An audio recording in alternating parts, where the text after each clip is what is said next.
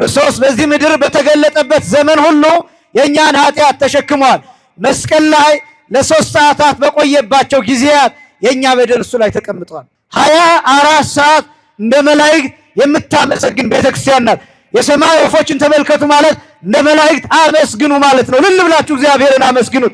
የመላእክት ስርዓት በዚህ ያለ። አይዞሩም ወፎች፣ አያጭዱም ወፎች፣ በጎተራ አይከቱም ወፎች፣ ሰማያዊ አባታቸው ይመግባቸው። እንግዲያ እነሱ ከእናንተ አትበልጡምን ይላል። የእግዚአብሔር ጉዳይ ሰው ነው። የእግዚአብሔር ጉዳይ አንተ ነህ። የእግዚአብሔር ጉዳይ አንቺ ነሽ። ትልቁ ጉዳይ ይህን ክብር ማወቅ ያስፈልጋል።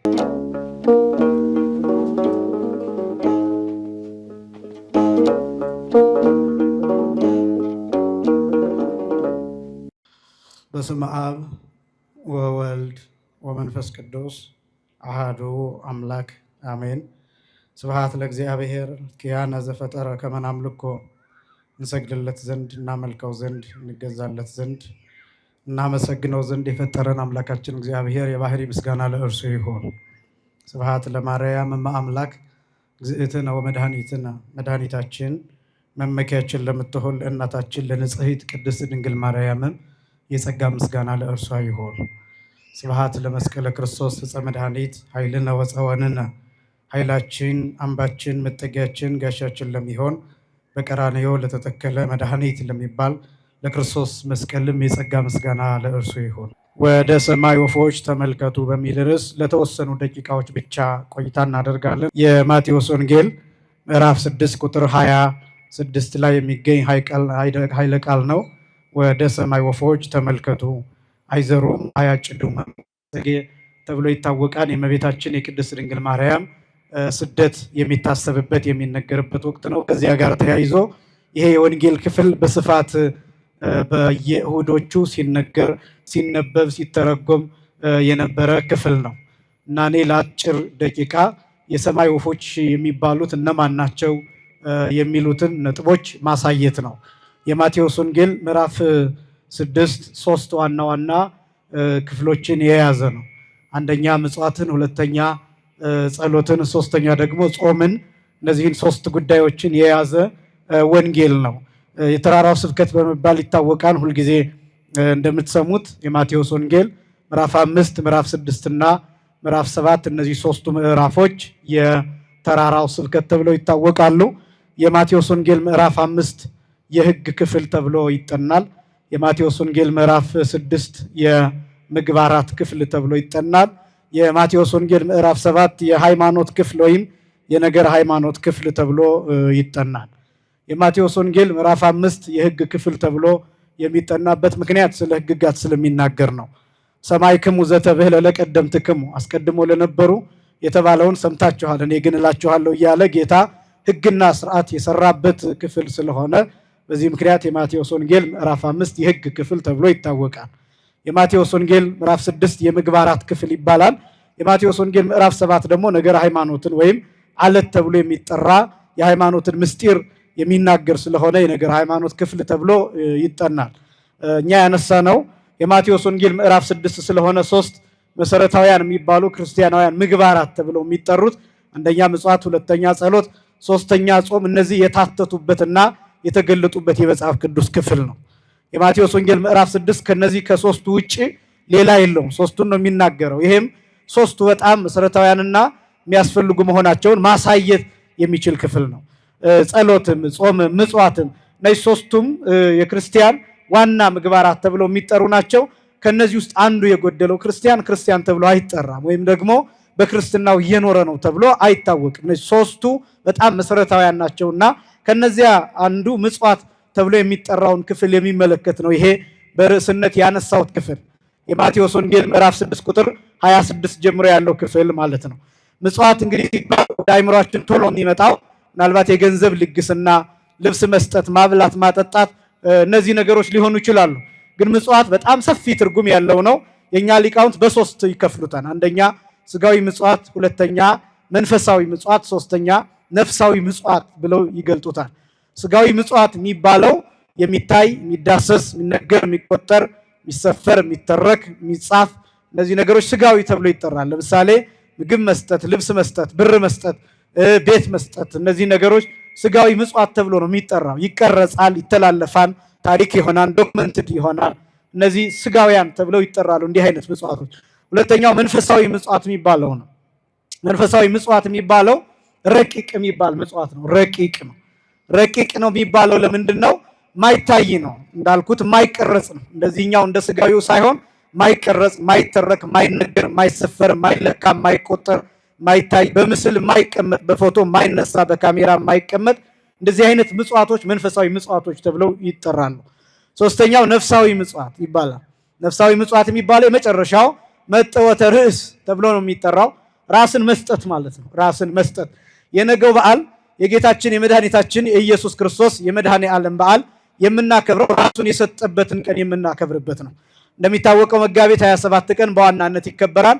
የዚያ ተለዋጭ ያው ሁለቱም ይከበራል። በዚህ ዘመን የመድኃኔ ዓለም በዓል እንኳን በዓመት 2 ጊዜ 3 ጊዜ ይቅርና በየቀኑ በየሰከንዱ በየጊዜው ቢከበርም የሚጠገብ አይደለም እና ግን ይሄ መጥወተ ርእስ ተብሎ የሚጠራው መድኃኔ ዓለም ክርስቶስ ራሱን አሳልፎ የሰጠበት በዓል የሚከበርበት ነው። እነዚህ ሶስቱ ምጽዋቶች ተብለው ይጠራሉ። እኔ ጥቂት ይሄ መንፈሳዊ ምጽዋት የሚባለው ብቻ እሱን በደንብ ላሳይና የሰማይ ወፎች ምንድናቸው ወደሚለው እመጣለሁ። እንዳልኳችሁ ስጋዊ ምጽዋት፣ መንፈሳዊ ምጽዋት፣ ነፍሳዊ ምጽዋት ተብሎ ይጠራል። በተለይ ማንኛውም ክርስቲያን ማንኛውም ኦርቶዶክሳዊ ሊኖረው የሚገባው መንፈሳዊ ምጽዋት ነው። መንፈሳዊ ርኅራኄ፣ መንፈሳዊ አዘኔታ፣ መንፈሳዊ ጠባይ፣ መንፈሳዊ ረቂቅ የሆነ ለሰዎች መራራት፣ ይቅርታ ማድረግ፣ ይቅርታ መጠየቅ፣ የእርቅ ሰው መሆን፣ የሰላም ሰው መሆን፣ የፍቅር ሰው መሆን፣ ስለሌሎች መጨነቅ፣ ስለሌሎች ማሰብ፣ ስለሌሎች መኖር፣ ስለሌሎች ራስን መስጠት፣ እነዚህ ነገሮች መንፈሳዊ ምጽዋቶች ተብለው ይጠራሉ። የማቴዎስ ወንጌል ምዕራፍ 5 ቁጥር 7 ላይ ያለውን ቃል ጌታችን ያስተማረው ትምህርት ነው። ብፁዓን መሐረያን ይላል እስመ ሎሙኒ ይምህርዎሙ፣ የሚምሩ ብፁዓን ናቸው፣ የሚራሩ ብፁዓን ናቸው፣ የሚያዝኑ ብፁዓን ናቸው፣ የሚመጸውቱ ብፁዓን ናቸው፣ የሚለግሱ ብፁዓን ናቸው ይላል። ይህንን የእኛ ሊቃውንት ሲተረጉሙ መሐረያን እሰ ዘይቤ ይላል። መሐረያን እሰ ዘይቤ፣ መሐረያን የሚባሉት የሚራሩ የሚባሉት የሚያዝኑ የሚለግሱ የሚመጸውቱ የሚባሉት እለ ይትራሃርኩ ወላይለ አባስያን ወላይለ ምስኪናን ይላል። እነዚህ ሰዎች ለተሰደዱ ለበደሉ ክፉ ለሆኑ ሰዎች የሚያዝኑ የሚራሩ ናቸው መሐረያን የሚባሉት ይላል። ለክፉ ሰው ማዘንን ይጨምራል። ኃጢአት ለሚሰራ ሰው፣ ለሽፍታ፣ ለወንበዴ፣ ለሌባ ጭምር ማዘንን ይጠይቃል። መንፈሳዊ ምጽዋት፣ መንፈሳዊ ርኅራኄ የሚባለው ይሄ ነው። ኃጢአት እንደሚሰራ እያወቅን ኃጢአት ለሚሰራው ሰው ማዘን፣ ሱስ ውስጥ እንዳለ እያወቅን ሱስ ውስጥ ለሚኖረው ሰው ማዘን፣ ጫት እየቃመ እንደሆነ እያወቅን ጫት ለሚቀመው ሰው ግን ማዘን፣ በቡና ቤት የምትተዳደር ሴት፣ በዝሙት የምትተዳደር ሴት እንደሆነች እያወቅን ግን ለሷ ማዘን፣ መሳለቅ አይደለም፣ መሳቅ አይደለም፣ ማባረር አይደለም፣ መሳደብ አይደለም፣ ማሳቀቅ አይደለም፣ ማሸማቀቅ አይደለም፣ ማሽሟጠጥ አይደለም፣ ክፉ መናገር አይደለም፣ ማሸሽ አይደለም፣ መቅረብ፣ ይልቁንም ከዚያ ስራ እንድትወጣ ማድረግ፣ ከዚያ ሱስ እንዲወጣ ማድረግ። መራራት የሚባለው ይሄ ልል ማለት ብቻ አይደለም፣ ማጨብጨብ ብቻ አይደለም፣ ማህሌት ማደር ብቻ አይደለም። ብቻ ነው ያልኩት። ልብ በሉ። ማህሌት አትደሩ አይደለም እያልኩ ያለሁት። ጉባኤ አትካፈሉ አይደለም፣ አትምጡ አይደለም፣ አታንግሱ አይደለም፣ አታጨብጭቡ አይደለም፣ እልል አትበሉም አይደለም፣ አትዘምሩም አይደለም። ይህን ከማድረግ ጋር ግን መድኃኔ ዓለም በተግባር ያሳየንን ነገር እናድርገው። እርሱ በመስቀል ላይ ሆነው የሚያደርጉትን አያውቁምና ይቅር በላቸው ብሎ እንደጮኸ እኛ ይቅር ባዮች እንድንሆን፣ ይቅርታ ሲጠይቁን ይቅርታ የምናደርግ፣ የበደልናቸውን ደግሞ ይቅርታ የምናደርግላቸው እንድንሆን ያስፈልጋል። መድኃኔ ዓለም ማለት እሱ ነው። መንፈሳዊ ምጽዋት፣ ረቂቅ ምጽዋት የሚባለው ይሄ ነው። ይህንን ይቀጥሉና ሊቃውንቱ እንዲህ ይላሉ። እስመ ምህረትሰ ወሳይል ኢቲ ዘትትረከብ ውስተ ነፍስ ይላሉ። ይቺ ምህረት የምትባለዋ፣ ይቅርታ የምትባለዋ፣ ርኅራኄ የምትባለዋ መንፈሳዊ ረቂቅ ስጦታ የሚባለው ነፍስ ውስጥ ነው የምትገኘው ይላል። መገኛ ነፍስ ነው ይላል። እናንተ እያንዳንዳችሁ የየራሳችሁን ነፍስ ፈትሹ። ነፍሳችሁ ውስጥ ምን እንደሚገኝ፣ ነፍሳችሁ ውስጥ ምን እንዳለ፣ ነፍሳችን ውስጥ ምን እንዳለ እግዚአብሔር የሚመለከተው ነፍሳችንን ነው። የምንለብሰውን ልብስ አይደለም፣ ቁመናችንን አይደለም፣ መልካችንን አይደለም፣ ሀብታችንን አይደለም፣ ቁሳቁሱን አይደለም እግዚአብሔር የሚያየው፣ መኪናውን አይደለም እግዚአብሔር የማየው፣ እኛ የምናደርገውን አክት አይደለም እግዚአብሔር የሚያየው፣ ነፍሳችንን ነው የሚያየው። ይቺ ምህረት፣ ይቅርታ፣ ርኅራኄ ተብላ የምትጠራው እሷ ከፈጣሪ አካል የተከፈለች ናት ይላል። ከፈጣሪ አካል። ይሄ ማለት ከጌታ አካል የተከፈለች ናት። ይሄ ለምሳሌ ጌታችን መድኃኒታችን ኢየሱስ ክርስቶስ በሞተበት ሰዓት ጎኑን ተወግቷት እንደምታውቁት ደምና ውሃ ከጎኑ ፈልቋል። እና ይሄ ደም የፈሰሰው ለምህረት ነው የፈሰሰው። የጌታ ደም ለቂም አልፈሰሰም፣ ለበቀል አልፈሰሰም። በነገራችን ላይ አይሁዳውያን ባለማመናቸው ነው እንጂ የሚፈረድባቸው በመስቀላቸው አይደለም። ይሁዳ ክርስቶስን አሳልፎ በመሸጡ አይደለም የሚፈረድበት፣ ባለማመኑ ነው፣ ንስሐ ባለመግባቱ ነው የሚፈረድበት። ለምን ቢባል የጌታችን የመድኃኒታችን የኢየሱስ ክርስቶስ ደም ይቅር ባይ ነው እንጂ ከሳሽ አይደለም። የአቤል ደም እንደምታውቁት ቃኤልን ለብዙ ዘመናት ከሷን። የዘካርያስ ደም ገዳዮቹን ከሷን።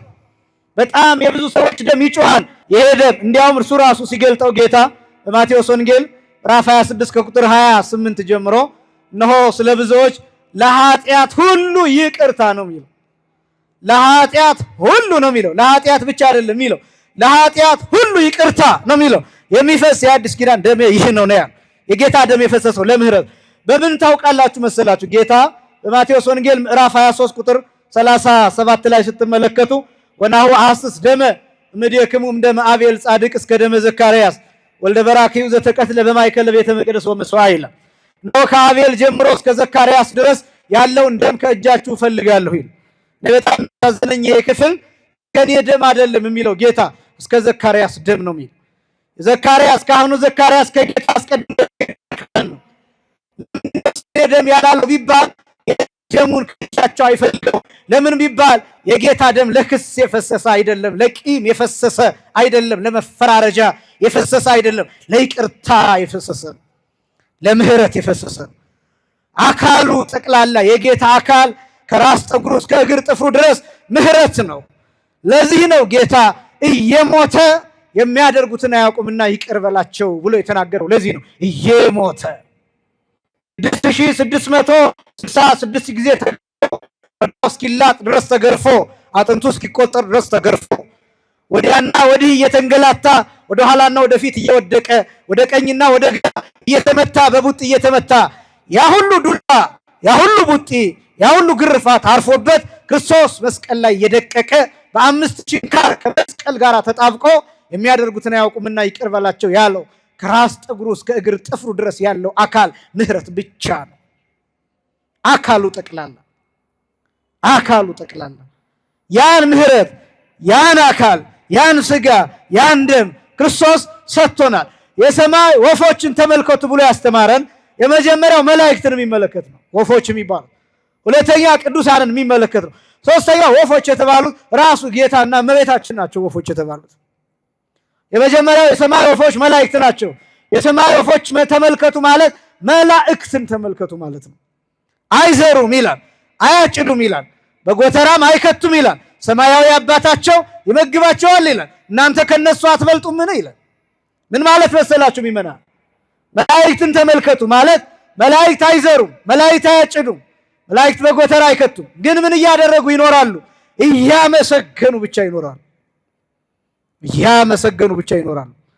ተደውሏን አሁን ከዚህ ሰዓት በኋላ ማህሌታውያኑ ሱብ ብሎ ማህሌታቸውን ይጀምራሉ። ዋዜማ ለረጅም ሰዓት ቆመው ነበር። ከዛ ሰዓት በኋላ ቅዳሴ ነበር። እንግዲህ ከዛ በኋላ የወንጌል ተጀመረ። ከዚህ በኋላ ደግሞ ማህሌቱ ተመልከቱት። ከዛ በኋላ የንግሱ ስርዓት ተመልከቷት። ቤተክርስቲያን 24 ሰዓት እንደ መላእክት የምታመሰግን ቤተክርስቲያን ናት። የሰማይ ወፎችን ተመልከቱ ማለት እንደ መላእክት አመስግኑ ማለት ነው። ልል ብላችሁ እግዚአብሔርን አመስግኑት። የመላእክት ስርዓት በዚህ አለ። ስርዓተ ሰማይ ተሰራ በዲበ በምድር ይላል አባ ጊዮርጊስ ዘጋስጫ። የሰማይ ስርዓት በምድር ላይ ተሰርቷል ይላል። ቅዱስ እስጢፋኖስ ሲናገር ደግሞ የሐዋርያት ሥራ ምዕራፍ 7 ቁጥር 55 ጀምሮ ወነሲአክሙ ኦሪተ በስርዓተ መላእክት አቀብክሙ ይላቸዋል። የመላእክትን ስርዓት ተቀብላችሁ ሕግን ተቀብላችሁ ግን አልጠበቃችሁትም ይላቸዋል አይሁዳውያንን። እኛስ የመላእክትን ስርዓት ተቀብለን እንደ መላእክት እንኖራለን። መላእክት አይዘሩም፣ አያጭዱም፣ በጎተራ አይከቱም። ልክ እነዚያ ቅዱሳን አባቶቻችን ሳይዘሩ ሳያጭዱ በጎተራ ሳይከቱ በባዶ እግራቸው እየተንከራተቱ አባታቸው መድኃኔ ዓለምን መስለው ይኖራሉ። መላእክትን መስለው የሚኖሩ የሰማይ ወፎችን ተመልከቱ ማለት ይሄ ነው። እንደ መላእክት ማመስገን ብዙ ሐሳብ አለው። ከጊዜ አንጻር ለመግለጽ ይቸገራል። ሁለተኛ የሰማይ ወፎች የሚባሉት ቅዱሳን ናቸው። የሰማይ ወፎች የሚባሉት ንስርን ብቻ የሚመለከት አይደለም። የሰማይ ወፍ የሚለው ይሄኛ የምናየው ወፍን ብቻ የሚመለከት አይደለም። አጠቃላይ የሚበር ነገርን በሙሉ ነው የሰማይ ወፎች ብሎ የጠራው ጌታ። መጠሪያቸው እሱ ስለሆነ ወፎች ብቻ አላለም። የሰማይ የሚል ቅጽል ሰጥቶታል ጌታ። የሰማይ አይደሉም፣ ከሰማይ ዝቅ ከምድር ከፍ ብለው የሚበሩ ናቸው ወፎች። በእውነት የሰማይ አይደሉም። ግን የሰማይ ወፎች ለማለት የተፈለገው ምንድን ነው ቢባል ቅዱሳንን የሚመለከት ነው። ክንፍ ጸጋን የሚመለከት ነው። ክንፍ ቅድስናን የሚመለከት ነው። የነፍስን ልዕልና ከፍታን የሚመለከት ነው። ቅዱሳን ይህንን ዓለም ከኛ በላይ ተረድተውት ይህንን ዓለም ንቀውት ከዚህ ዓለም በላይ ከምድር ከፍ ብለው ነው የኖሩት። ክብር ለቅዱሳን አባቶቻችን ይሁን። አመስግኑ እግዚአብሔርን። ክብር ለቅዱሳን አባቶቻችን ይሁን። የሰማይ ወፎች ተብለው ይገለጣሉ። ከፍ ብለው በክንፈ ጸጋ የበረሩ ስለሆኑ እዚህም ላይ ብዙ ሐሳብ ማንሳት ይቻላል ከጊዜ አንጻር። ቅዱሳን የሰማይ ወፎች ሁለተኛ። ሶስተኛ የሰማይ ወፎች የሚባሉት እመቤታችንና ጌታ ናቸው።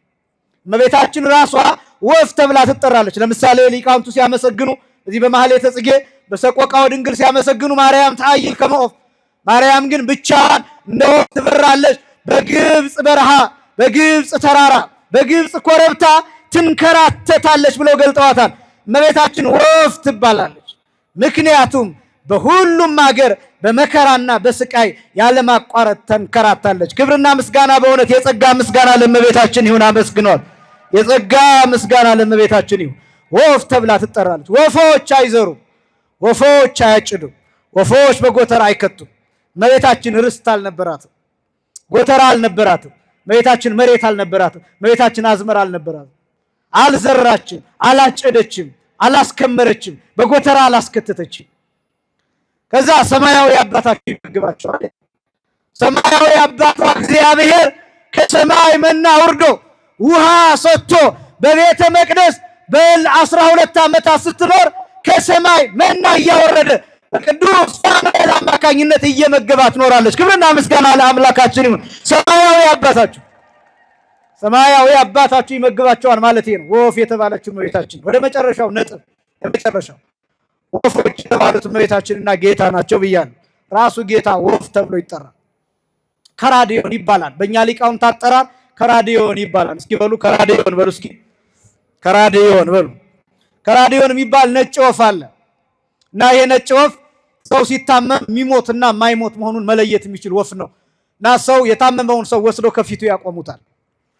ይሄ የታመመው ሰው የማይድን የሆነ እንደሆነ ወፉ ፊቱን ይዞርበታል እና ያን ጊዜ ሰውየው ምን ይሉታል? አይ አንተ በቃ አትተርፍም፣ ስለዚህ ገንዘብህን ለነዳያን ሰጥተህ መጽውተህ ሙት ይሉታል።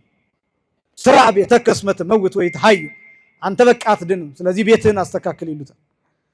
ከዛስ ይሄ ሰው ቤቱን አስተካክሎ ይሞታል።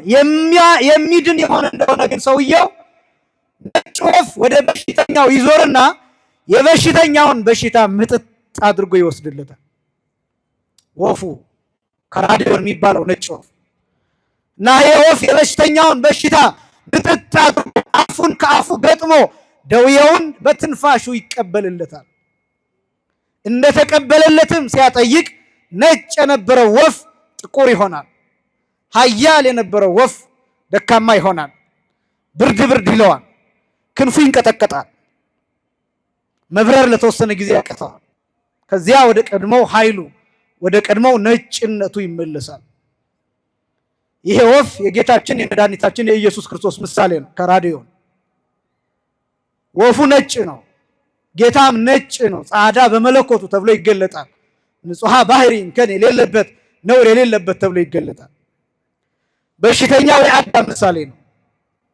ያ ፊቱን እንደዞረበት 5500 ዘመን ከአዳም በረድኤተ ነፍስ ተለይቶት ነበርና በዚህ ምክንያት የመጀመሪያው መዞር 5500 ዘመንን የሚወክል ነው። ሁለተኛ የሚድነው በሽታ አሁንም የአዳም ምሳሌ ነው።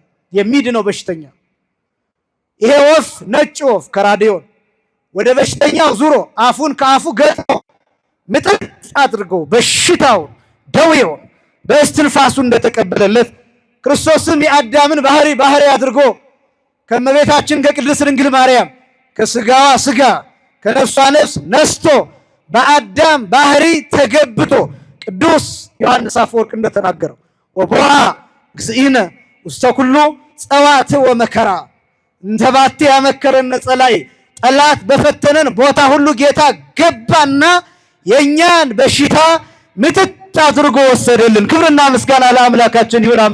ክርስቶስ በዚህ ምድር በተገለጠበት ዘመን ሁሉ የኛን ኃጢአት ተሸክሟል። መስቀል ላይ ለ3 ሰዓታት በቆየባቸው ጊዜያት የኛ በደል እሱ ላይ ተቀምጧል። የኛ በደል አድቅቆታል። የኛ መተላለፍ አቁስሎታል። የኛ መተላለፍ አድክሞታል።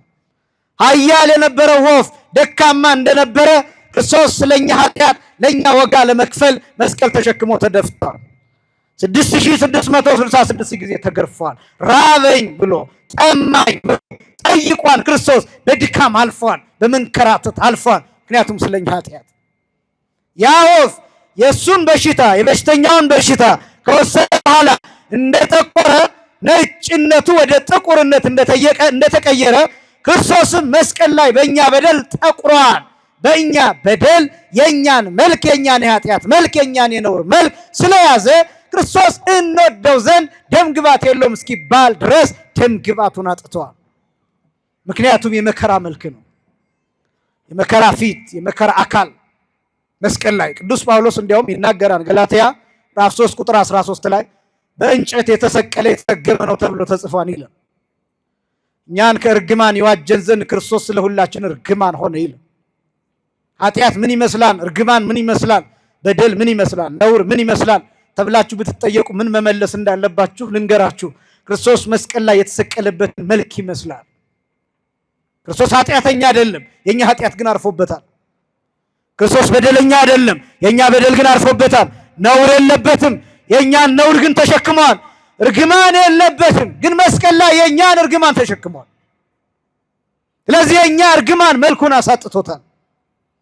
ሲታይ የሌባ መልክ፣ ሲታይ የዘማዊ መልክ፣ ሲታይ የአመንዝራ መልክ፣ የፈሪሳዊነትን መልክ፣ የግብዝነትን መልክ መስቀል ላይ ይዟል። የእያንዳንዳችንን የኃጢአተኝነት መልክ ክርስቶስ መስቀል ላይ ይዞት ነበር። ቅዳሴው ከተጀመረበት ሰዓት ጀምሮ በሰላም ግቡ እስከሚባልበት ጊዜ ድረስ ያለው ጌታችን መድኃኒታችን ኢየሱስ ክርስቶስ መስቀል ላይ የቆየባቸው የ3 ሰዓታት ምሳሌዎች ናቸው።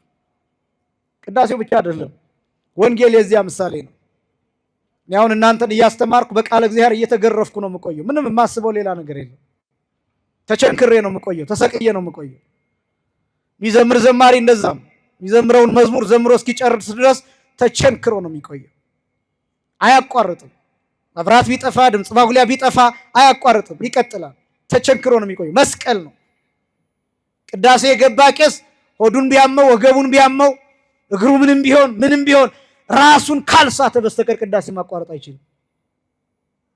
ወንድሙ ቢሞት አባት ሞተ ቢባል ቅዳሴ አቋርጦ መውጣት አይችልም። ዲያቆንም ቄስም ቅዳሴ ገባ። ምክንያቱም ክርስቶስ መስቀል ላይ እናቱ ልትፈልገው በመጣችበት ሰዓት እያለቀሰች እርሱ ከመስቀል አልወረደም። እንዲህ ተብሎም ተጠይቋል።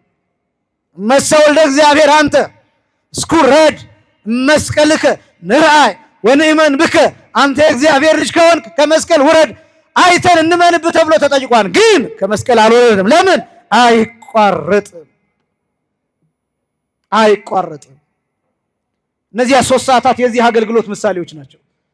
እና ለምሳሌ ማህሌት የሚቆሙ መሪጌቶች ጠዋት ላይ ከስተው አሁን ሲገቡ ፊታቸው እያበራ ሊገቡ ይችላል። ጠዋት ላይ ከስተው ነው የሚወጡት። ለምን? ብዙ ኢነርጂ ሉዝ አድርገው ነው የሚወጡት። ሙሉ ሌሊቱን አንድ ቃል እግዚአብሔር ላይ ኮንሰንትሬት አድርገው ነው የሚያድሩት። ይህች ቤተክርስቲያን የጌታን መከራ በዚህ መልክ ማህሌቱ መስቀል ነው፣ ሰዓታቱ መስቀል ነው፣ ቅዳሴው መስቀል ነው፣ አገልግሎቱ መስቀል ነው፣ ዝማሬው መስቀል ነው፣ ወንጌል መስቀል ነው፣ ጉባኤ መስቀል ነው። እናንተ በቤታችሁ ናችሁ ስትጸልዩ መስቀል ነው። የጌታን መከራ እየተካፈላችሁ ነው።